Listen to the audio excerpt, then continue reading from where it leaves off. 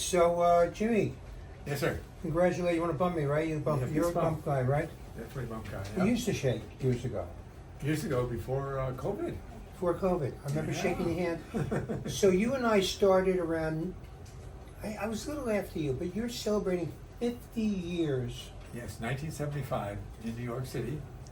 Yep, we started. Oh my doing God. comedy. Isn't that unbelievable? It's beyond belief that we've been doing this, that I know you for almost 50 years. Yep. And, oh my God. And I don't want to sound like everybody else in the world, but it went fast, right?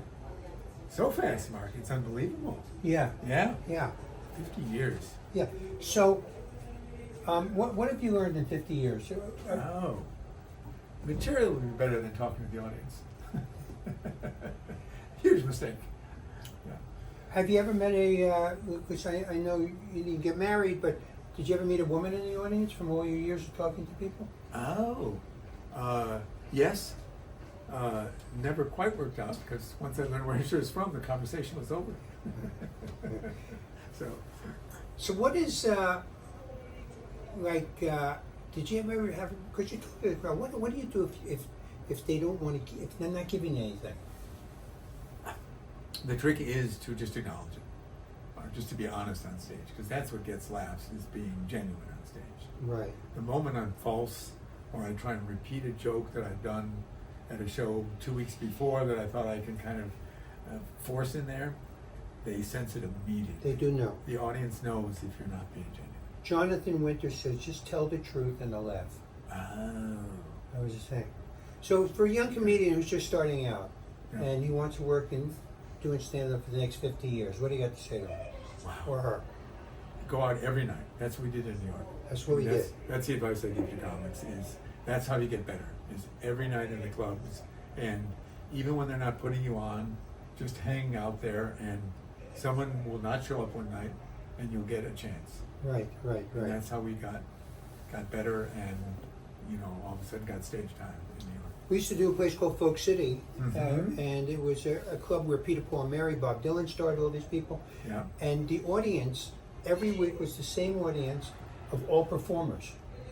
Like there was no like people paying to get in. But it wasn't comedy performers. No, it's almost all singers, dreary folk singers. serious, Yeah. depressing songs about suicide, and they hated the comedians. Yeah, and they'd be sitting there with their guitars up on the table, just waiting for us Just to waiting. finish, and angry that we were wasting time. Yeah. And they even protested. They said, too many comedians are coming down here. And this is our club. This is a folk singing club, and stuff like that. It was very... and then we did a place called the Triple Inn. Triple E, that had a dartboard, right? Right Yeah. next to the stage, and people were mad because they couldn't play darts because we were on stage. Yeah, they would now... So we're going to have a show now, and the people had to stop playing darts. And they were very angry. And they were And standing there with right across the street from there was Studio 54. Triple Inn was on 54th Street. Oh, it was. And directly across the street, you wouldn't know because, that wasn't your type of thing. We couldn't afford it, Mark. Couldn't We were making They no wouldn't money. let you in the way you dressed anyway. That's right. With sweater Studio on. 54. I Right didn't across the realize that. street. Yeah. And I think, and then we studied comedy. Yes, we At did. the Golden Lion Pub, was no upstairs at with Phil Foster. Alan Dick Steakhouse. Alan Dick Steakhouse. Phil Yep. Foster, who was on Laverne and Shirley. Yeah.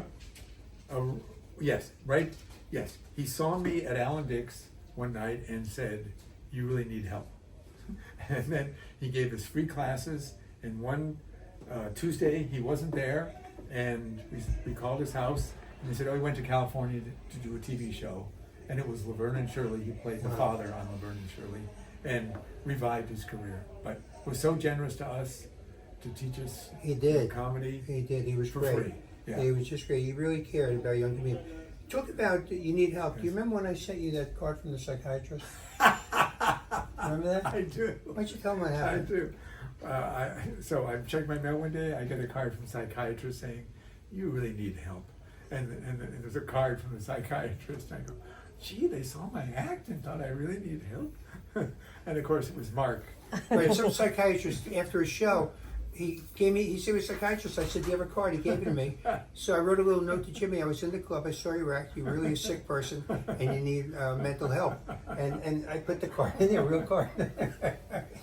And didn't tell me for weeks afterwards. and Jimmy called me and said, you know, the psychiatrist wrote to me. Saw my act.